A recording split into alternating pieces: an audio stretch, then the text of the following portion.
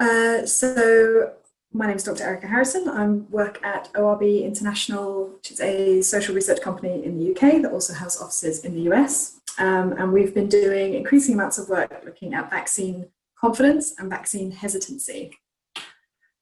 In 2019, the WHO declared vaccine hesitancy to be one of the top 10 threats to global health. And given what has come to pass at the end of 2019 and the start of 2020, I think we can all agree that they were onto something, and clearly it's come to the forefront of the public mind more than they could possibly have known at the time.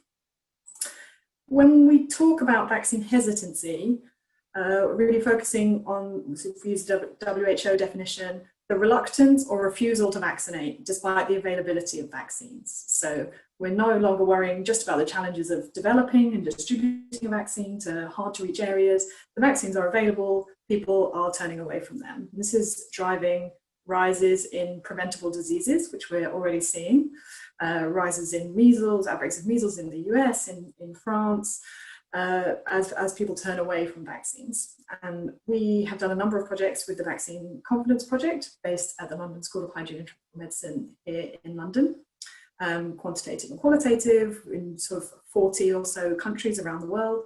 And even prior to the outbreak of COVID-19, before vaccines became kind of front page news, we were discovering concerns around safety, linked to prominent news stories about things like the MMR vaccine back in the day, birth defects when pregnant women are getting vaccinated, questions about efficacy, people saying, I get the flu anyway, so why should I get a vaccine if it's not even going to protect me?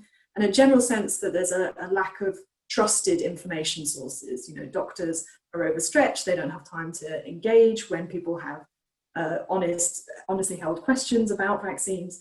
And there's a lot of people prepared to speak negatively on the topic and very few people kind of representing the positives.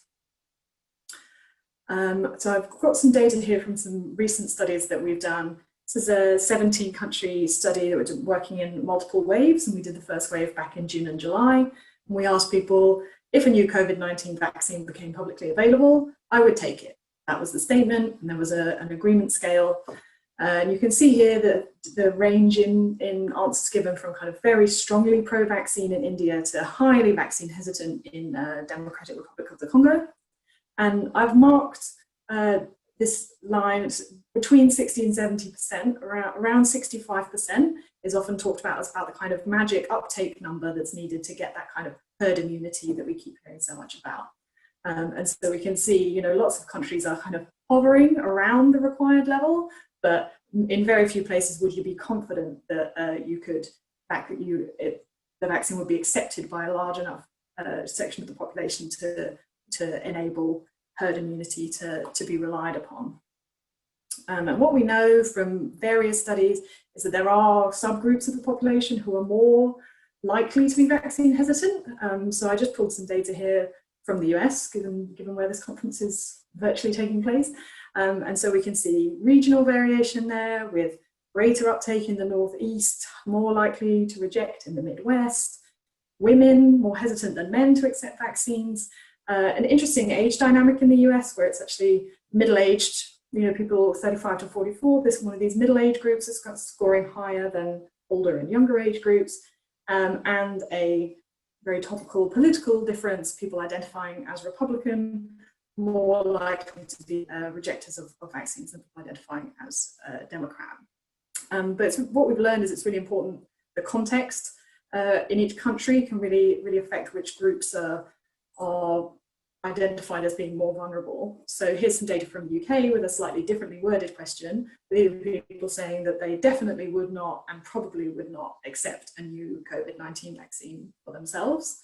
And again, we see women more likely to reject, as we saw in the US. Their age dynamic is slightly different, as older people are the most likely to accept this vaccine. It's been very widely publicised in the UK how much more of an at-risk group they are for this particular epidemic.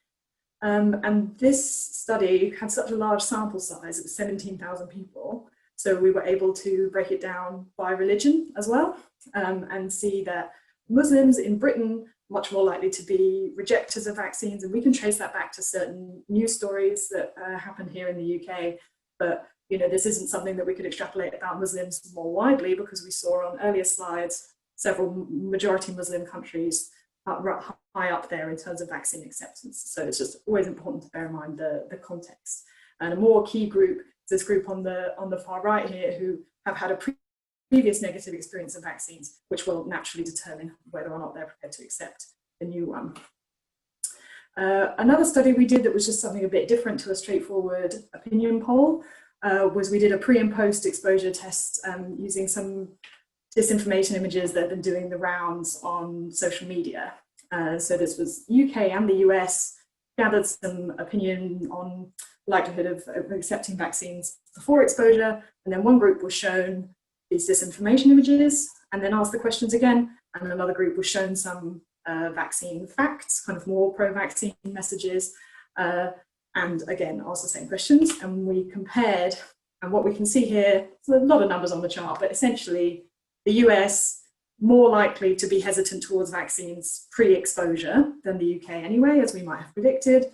And then in the UK, even this brief exposure to just 5 disinformation images has increased likelihood of rejection. So it's gone up by 7 points there, those top 2 bars. And exposure to facts slightly reduces likelihood to reject it. But in the US, where we know that the conversation around vaccines has got highly politicized and potentially slightly toxic, is that whatever information you show people about vaccines, we've driven up likelihood to reject. So actually just having a conversation about this at all has started to become quite a challenge.